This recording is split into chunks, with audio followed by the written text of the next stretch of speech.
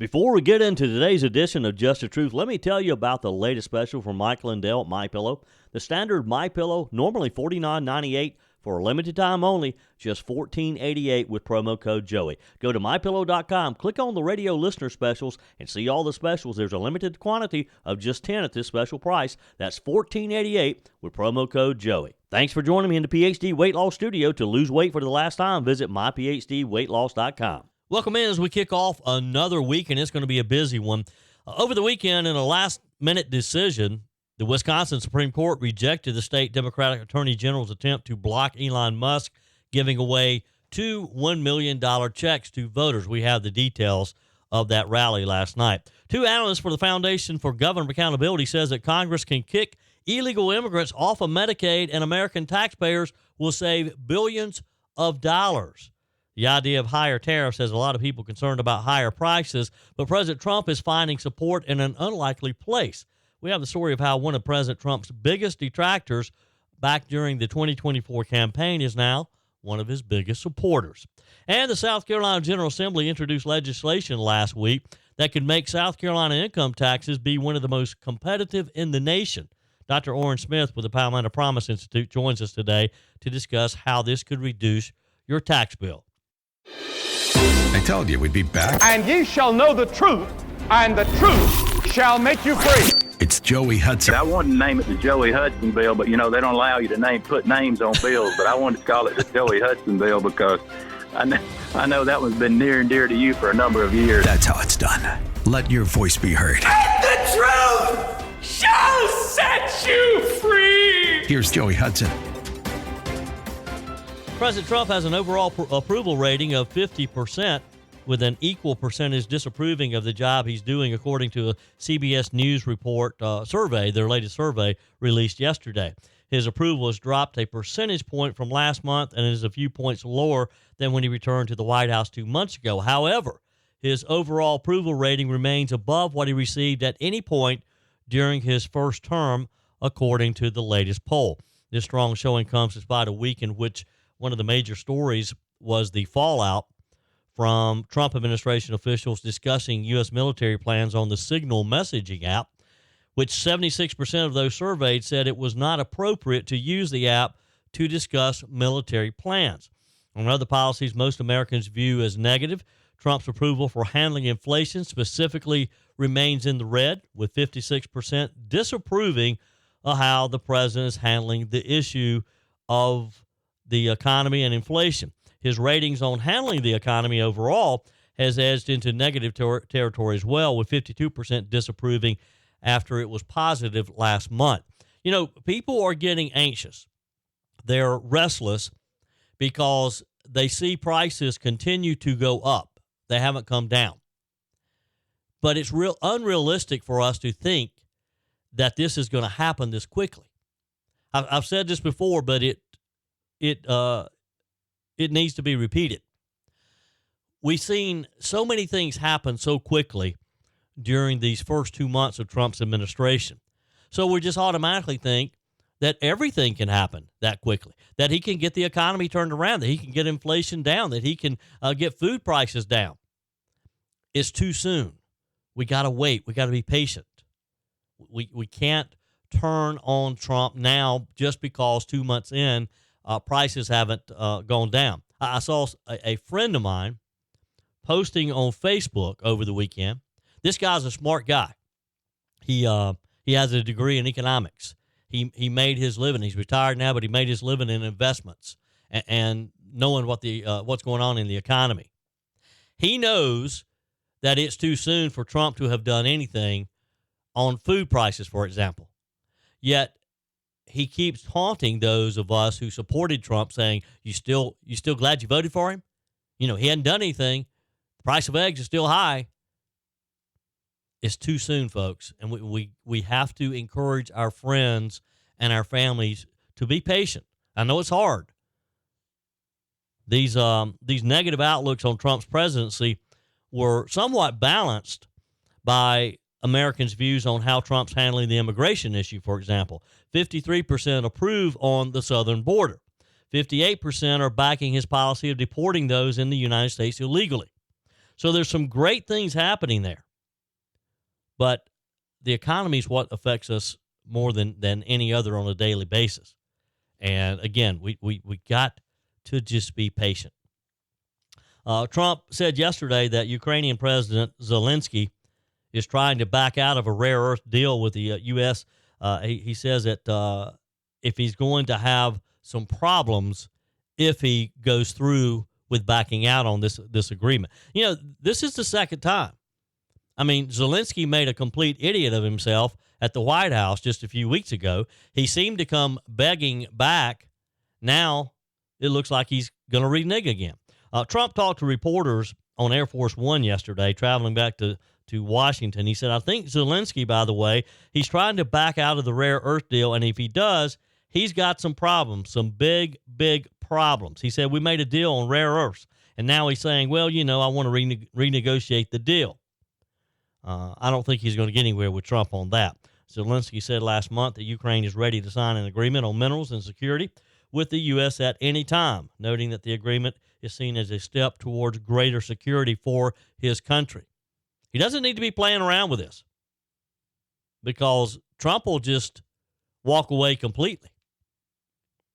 Zelensky's statement came after his visit and an additional negotiation with Trump administration officials. One reporter asked if Trump would say his relationship, in the same conversation, his relationship with Russian President Putin was at its lowest point, because there were some reports over the weekend on that as well, that with Trump saying that he is really upset with Putin, and I cleaned that up a bit. The president said that no. He said that he did not think Putin was going to go back on his word for a partial ceasefire. He also said deals are made with people whether you like them or not. He doesn't have to like Putin. Putin doesn't have to like him in order to try to accomplish some peace. The big news over the weekend, and what was particularly exciting yesterday, the Wisconsin Supreme Court unanimously decided not to hear a last-minute attempt by a state attorney general seeking to prevent Elon Musk from giving away million-dollar checks last night. The news came just before the Tesla CEO was set to host an America PAC town hall in Green Bay, Wisconsin, where he was planning to hand over $1 million checks to two voters. Wisconsin Attorney General Josh Call had asked the 4-3 liberal majority court to reach a decision as soon as possible, but no later than the planned event on Sunday evening. Wisconsin law prohibits offering anything of value to induce anyone to vote, the AG's filing stated, yet Elon Musk did just that. In court filings, Musk attorneys maintain that the payments are intended to generate a grassroots movement in opposition to activist judges, not to expressly advocate for or against any candidate. So the show went on as planned. At a rally for the state Supreme Court candidate, Judge Brad Schimel, as planned, Musk handed out two $1 million checks to two people at the event who agreed to be spokespeople for the campaign. Okay, so the first check goes to Nicholas Jacobs. Now, I should say that the reason for the checks is that it's really just to get attention. It's like we need to get attention. And it's somewhat inevitably when I do these things, the sort of it causes the legacy media to like kind of lose their minds, and then they'll run it on every news channel, and I'm like, I couldn't pay them it would cost like 10 times more, or to get the kind of coverage they would get. So.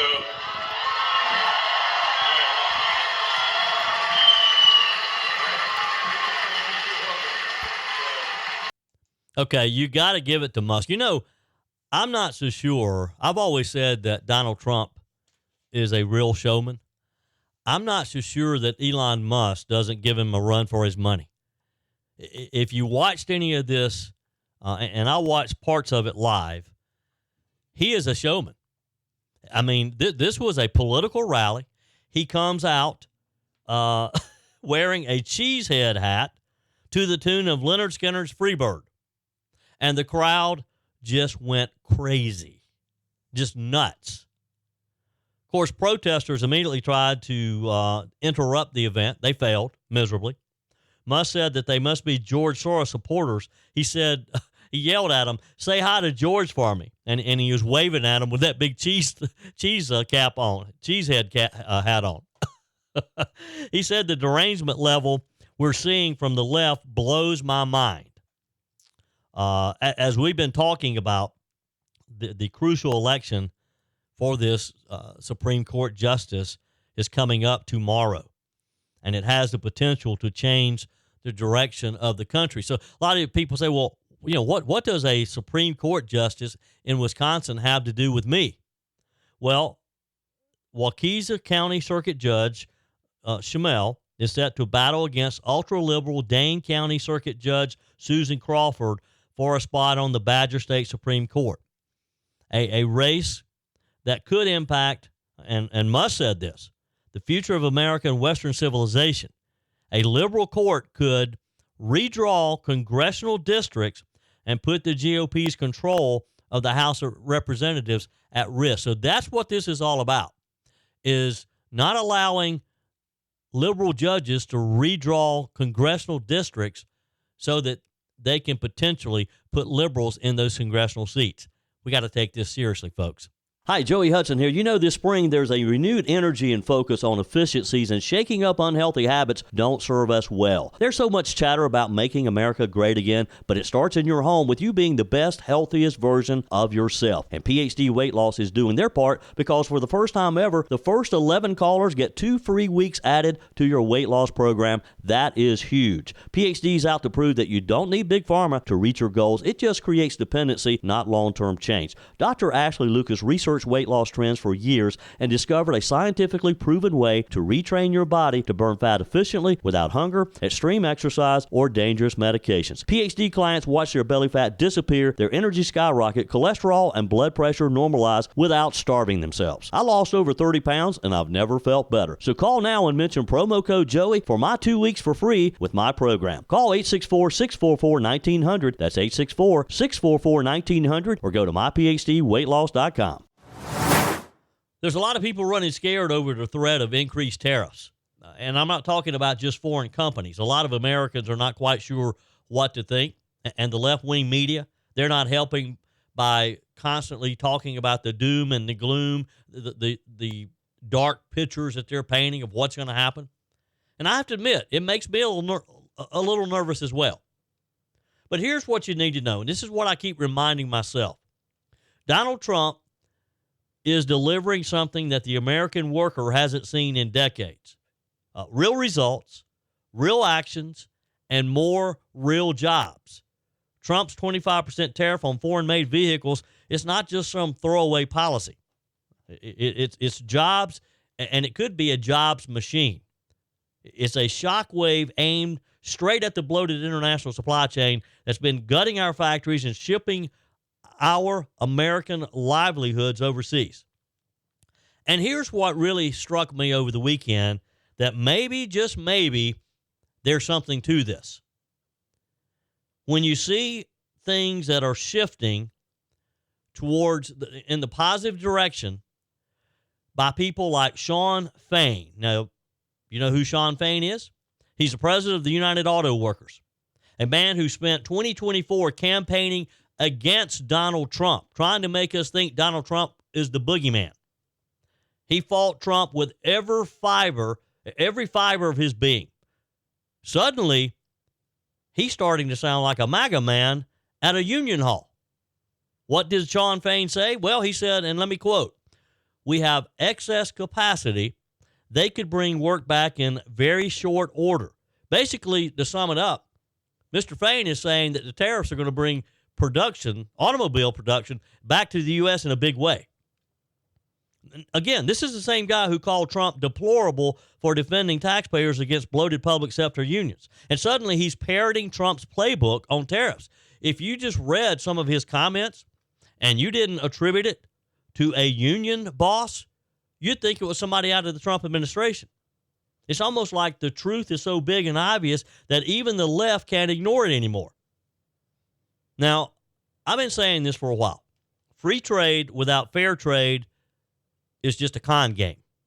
For too long, our leaders, both Democrat and Republican, they've sold us out to China. They've sold us out to Mexico and to Canada, to Germany, to the globalist mafia that sees America not as a beacon of liberty, but as their shopping mall. And Donald Trump, he's locking the doors. He's closing down the warehouse. So let's do the math. Last year, an estimated, let's just say about half of the cars sold in America were made outside of the country. Half. For simple math reasons here. And even the so-called American cars, most of them were put together with foreign parts, right down to some of the lug nuts. So you see what Trump's doing here? He's saying, no more. We're not going to do this. You want to sell your cars in the world's greatest economy, you better build them here with our workers, with our steel, on our soil. It's just that simple. And how's the Biden Democrat crowd reacting? Well, as you can imagine, they're panicked. You've got Peter Navarro, Trump's trade pit bull, laying it all out, saying this isn't just about finished cars. This is about the parts, too. Every bolt, every axle, every line of software code that's flown in from Taiwan or stitched together in Mexico, tariffed, which is going to encourage them to do it here and use American workers to do it. And yes, the left is already crying that this is going to raise prices. And that's what makes me a bit nervous. But let me ask you something. When did you last get a discount when foreign imports flooded the market? When did you get a discount on those imported parts? They're just as expensive as anything, right? The savings went straight into the corporate pockets, while our loved ones got laid off from a GM plant in Michigan. The U.S. International Trade Commission, which is not exactly MAGA country, even admitted in a 2023 report that a 25% tariff would reduce vehicle imports by 74%, raise profits for domestic manufacturers, and boost jobs. Why wouldn't we want this? Yes, there may be some temporary pain. There may be some temporary price increases, which I understand we're not in a great position to absorb that. But it's going to balance out. I trust Donald Trump to know that it's going to balance out. So let me say this loud and clear. And think about it. For every sedan that gets made in Kentucky instead of Korea, that's a kid in Ohio who sees their dad head to a plant instead of the unemployment office. That's jobs. Those are good paying jobs. And even this union boss, Sean Fain, knows this is an economic earthquake in the making. Now, yes, he's hedging a bit. He's worried that these new plants might be a non-union. And so that's where he's springing into action, because he wants every single new plant, every job to be a union job. He wants those union dues up so that his salary will continue to be paid. So he has an interest in this. But we all have an interest in it.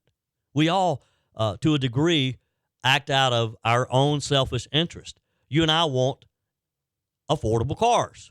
We want to be able to afford a new car every few years. Mr. Fain, he wants more union workers to paying union dues. But all of this is not Trump's fault or not Trump's problem. Trump's just opening the gates. If the union wants to be part of the future, it's going to have to get on the train. It's going to be part of the program. And they may have some concessions to make too. And that's all part of the Trump strategy. Bring them all to the table and work out what's best for the American worker, the American consumer, you and me. Your comments are welcome on the Furman Ford text line, 864-477-JOEY. That's 864-477-5639. Emails always welcome, joey@joeyhudson.com. Speaking of the Furman Ford text line, it's never been more important to support locally run businesses owned by people who actually live here in the upstate. Let me take a minute to talk with you about our friends at Furman Ford. If you're looking for a new vehicle, maybe a great pre-owned vehicle, one you can trust, or maybe you're looking to order that special vehicle. Either way, if you want a new one, a brand new one, or a pre-owned that you can trust, the folks at Furman Ford, they're there to help you. Their name is on the sign because their name is on the line, because every single transaction is important to them. Jim Furman, Matthew Furman. They do business the right way. When you stop by, when you give them a call, or maybe when you just send them a quick email, you're always going to have access to a member of the Furman Ford family. And by the way, they also offer great service, and you're not going to have to wait weeks and weeks to get it done. And you do not have had to purchase your vehicle at Furman Ford. Doesn't even have to be a Ford. They service all makes and models. Visit my friends at Furman Ford online at furmanford.com, furmanford.com.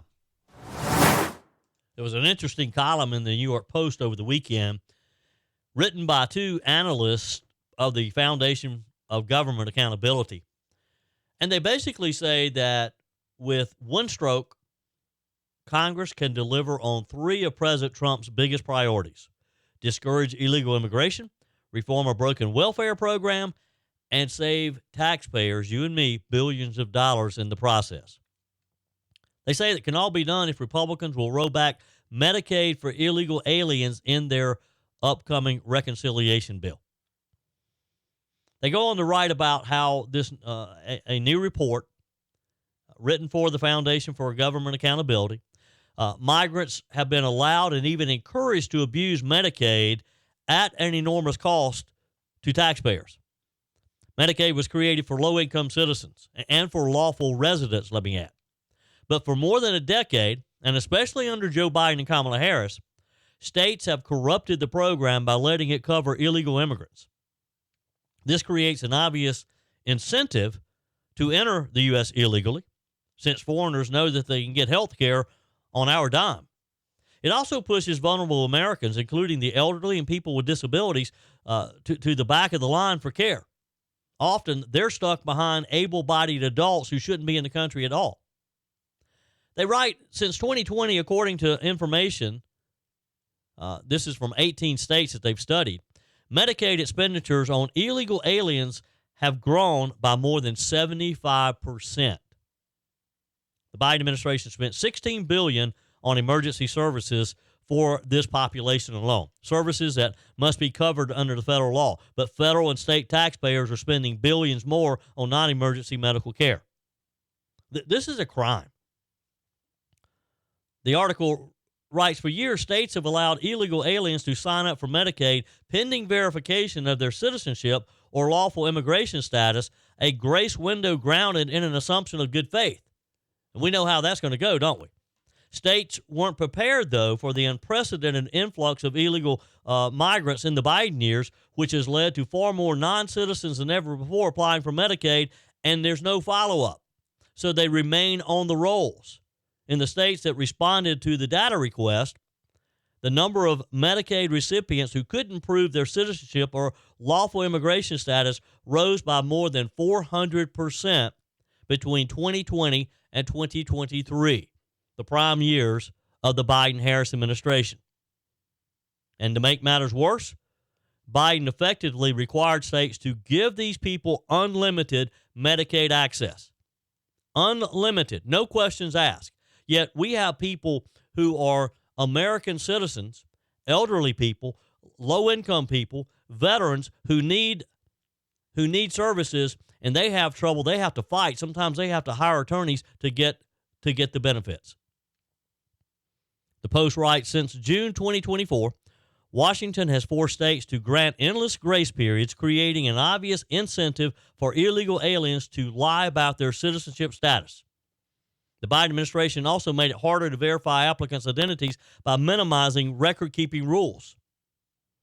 The goal was clearly to get more illegal aliens on Medicaid, regardless of the cost to taxpayers or to Americans who rely on the health care program themselves. Of course, we know that President Trump has promised to put Americans first. Congress must do their part to help him succeed.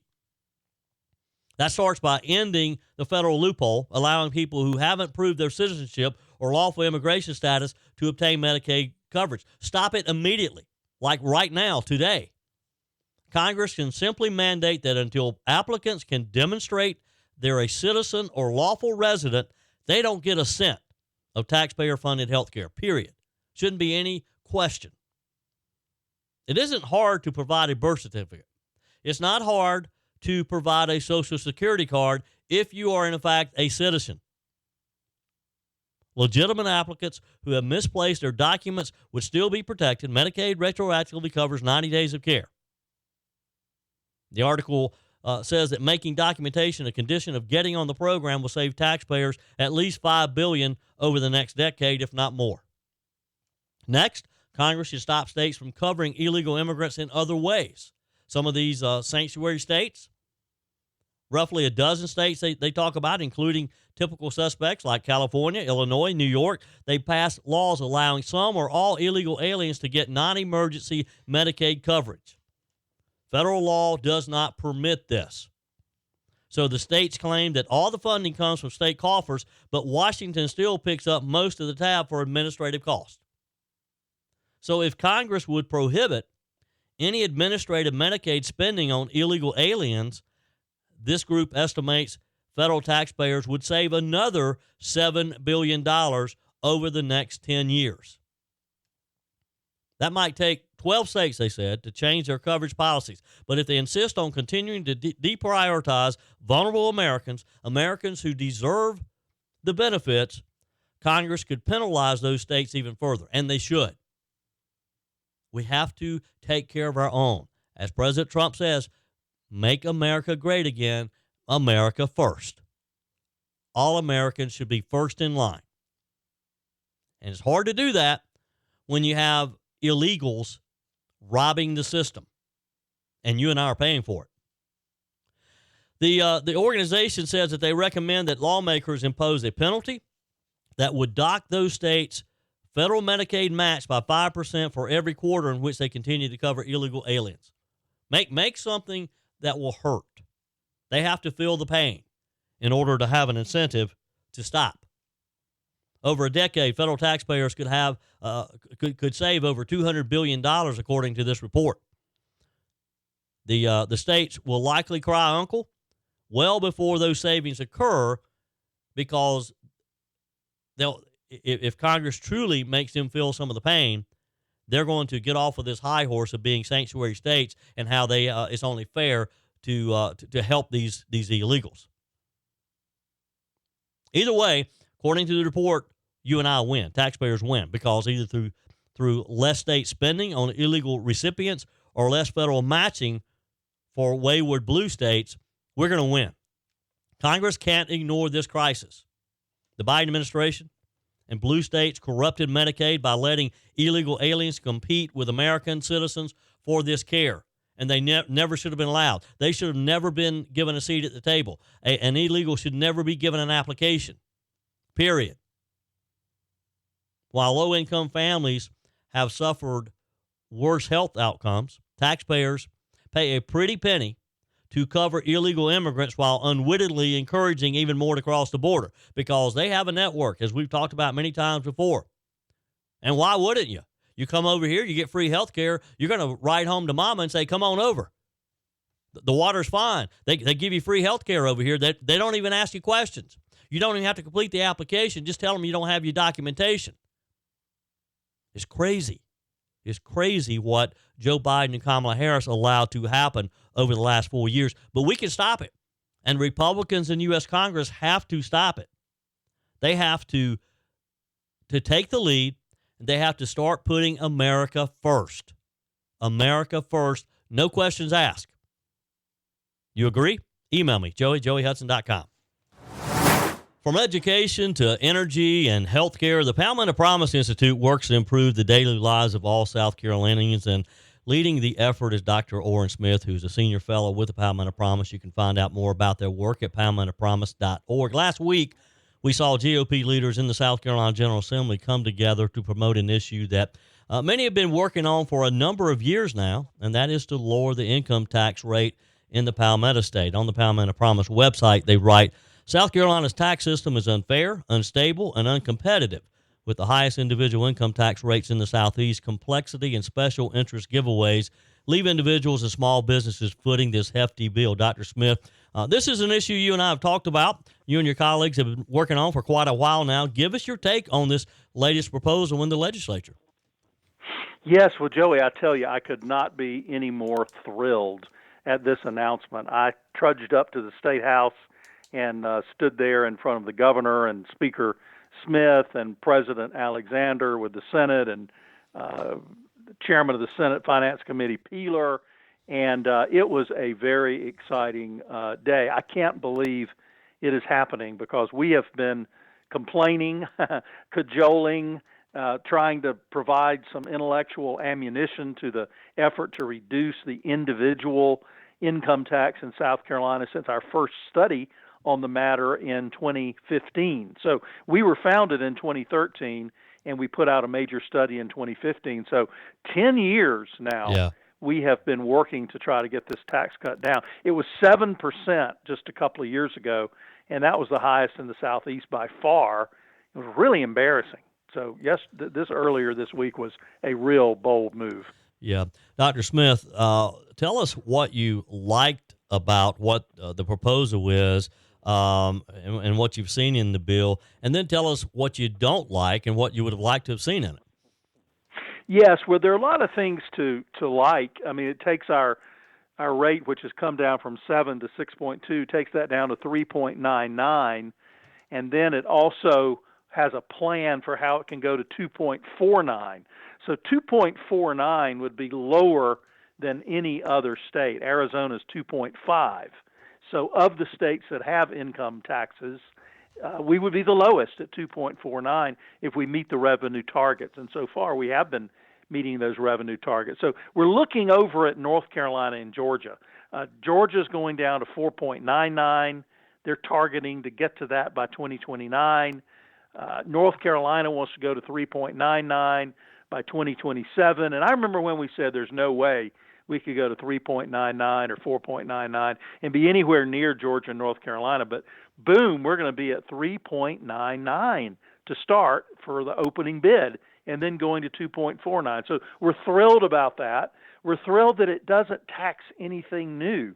Yeah. Some of the national tax experts said, oh, of course you're going to go to 3.99 and 2.49, but you're going to find something else to tax. Yeah. Because most states who lower their taxes, they find they call it broadening the base. So they expected us to, say, broaden the base on sales tax to cover more services, because we tax products, but we don't tax services much in South Carolina. When I told them, hey, no, we're not going to tax anything new, we're going to just lower the rate, and we're going to make it flat rate. Everybody pays the same. So those are all really, really good points about this thing. Yeah, Dr. Oran Smith with me today with the Palmetto Promise Institute. Go to palmettopromise.org, and you can see all the great work that they have done over the years, and check out their freedom agenda for 2025-2026. Dr. Smith, I moderated a legislative forum last week, and I'm not going to call any specific names, but I had some legislators seem to suggest that if in fact this takes place, and they were pretty confident that it would, that we should be happy with this and not expect more. Now, there were some people in the audience who were cheering for no income tax. Is it realistic to think that we might ever get to the point that we eliminate it altogether? I think we probably could, particularly with Florida and Tennessee not having an income tax. But and this may get me booed out of the room in certain cases, but we have always said there needs to be some income tax. It just needs to be at a very low level. And the reason we say that is we perceive taxes to be like a three-legged stool. Yeah. And in order to make sure that your system is stable, so no matter what's happening in the economy, you have different levers. You have income, you have property, and you have sales. And you don't let one of those completely take over. But if we go down to 2.49, then we have something there to provide a little bit of cushion if we get into real trouble. Of course, the other side of this, though, is we've got to rein in spending as well. That's the other side of this. Yeah. So we've got to make sure that government does not grow faster than the number of people coming in and inflation and the cost of living. So that's kind of the challenge. Let's have a very, very low income tax. Let's make sure it's flat. And let's make sure that we treat businesses properly. A lot of businesses file their income tax as an individual. It is a business expense, it's business activity, but they file a schedule with their tax return and they file it with their business. So this individual tax, which is coming down, if it goes down to 2.49, then businesses, which many of them are paying about 3% now, they would actually get a tax cut as well for their business. So that's a way to really spur economic growth, and we really love that part of it as well. Yeah. Dr. Smith, is there any, do you think it's realistic to think that they may pass this during this session? I think it's looking really good. And, one thing that happened toward the end of the news conference that was somewhat humorous is they gave the floor to Senator Harvey Peeler. And Senator Peeler from Gaffney, he's been the driving force behind reducing the income tax as much as possible and has always been the most aggressive in calling for a reduction in the income tax. And his parting shot was, well, this is a wonderful bill you filed, Mr. Speaker. We know the House is doing their best, but we'll make it even better in the Senate. And everybody sort of chuckled. But he could come back with something additional. Yeah. Like he could come back with maybe a commercial property tax cut, which we're in sore need of, or he could come back with another type of residential property tax cut, or we have a corporate tax. Most states are now, North Carolina is phasing theirs out. They're dropping their corporate income tax, also known as a stock tax. Yeah. If we get rid of that, oh boy, now we're really cooking. So I could see Senator Peeler maybe trying to one up the House a little bit, have a little tax cut contest. That would be wonderful. Well, funny that you mentioned that, because at this legislative forum that I mentioned last week, Senator Thomas Alexander, President of the Senate, happened to be there. Now, he wasn't on the panel with me, but he was there, and he mentioned to people at his table as they were saying, let's just go to zero income tax, he mentioned to them, well, I think you're going to like what we're going to do to it. So, oh, wow. Yes, that would be very exciting, because at that point, now we're really, but we're doing so well. We were quoted in a national news story recently about U-Haul tracks, U-Haul rental around the country, and we were the number one place that people are renting U-Hauls to come into. So we're really booming. Yeah. The question is, what does this cause as far as stress on our economy? And one of those areas is energy. And, you and I have talked a lot about energy and the need for a stable energy source for South Carolina. So that kind of makes me a little nervous, but we want as many people coming in and paying taxes as we can. Yeah. Speaking of energy, and we have just a couple of minutes left here, maybe we'll visit again sometime soon, but you wrote a column published in the South Carolina Daily Gazette about the state of our future energy supply in South Carolina. And this is an issue that we've talked about quite a bit. You wrote, our goal should not be just to keep the lights on. It should be about saving consumers money and fostering economic growth through modernization. You write about a couple of options that could introduce some competition in the energy market. Have about 2 minutes left. Talk with us about that. Yes, very quickly. One of those was an energy imbalance market, and that's a really fancy, confusing term for having the utilities share and track their needs. Like if all the utilities in South Carolina were not operating completely independently, Dominion may need some power one day that Duke could supply, or Santee Cooper may need some power that Dominion could supply. But if the trading of the energy is done in real time, there's a possibility for lowering costs, because these independent, freestanding energy giants would not be operating separately. They would actually be cooperating. And then the second was something they have in Georgia, and that is if you're buying a certain amount of electricity, you're allowed to put that out for bid. So what if we set, say, a certain level of kilowatts, that if you're using that level, then you have the ability to shop around, and then your local utility would bring the power in. They would be paid for bringing the power to you, but the power could come from some other place in the state. So you could have municipals, you could have the investor-owned utilities, all the different utilities competing against one another for the business of maybe a larger buyer of energy. So those are two ideas we put out this week in the Daily Gazette. Yeah. Dr. Oran Smith, Senior Fellow with Palmetto Promise Institute. Go to palmettopromise.org. Always appreciate your time as usual. And let's plan a time again soon and really dig into this energy issue. That's an important one as well. Yes, that sounds great. Looking forward to it. All right. Appreciate your time. Thank you. That's it for today's edition of Just the Truth. Thanks for joining me in the PhD Weight Loss Studios. To lose weight for the last time, visit myphdweightloss.com. If you haven't joined my mailing list yet, visit my website, joeyhudson.com. Click on the Connect with Joey button so that you can receive our emails and the most up-to-date news. Also, join me on my YouTube channel. Be sure and like, comment, and subscribe. Just search for Joey Hudson. As always, thanks for spending a few minutes of your day with me. Do me a favor and forward this episode to a few friends. Just click on the share button and send to your contacts. We need to build an army of conservatives to win our country back, and we can do that by continuing to share the truth with our friends and family. Keep those comments coming via the Furman Ford text line 864-477-JOEY. Email to joey@joeyhudson.com, and I love your messages on the MyPillow message line. Again, that's 864-477-JOEY, 864-477-5639. Be sure and take advantage of the MyPillow special, just $14.88 on the standard MyPillows when you use promo code Joey. Order online at mypillow.com or call 800-893-4053. We're back again tomorrow and hope you'll plan to join us. Until then, remember, God's got this. He's still in control.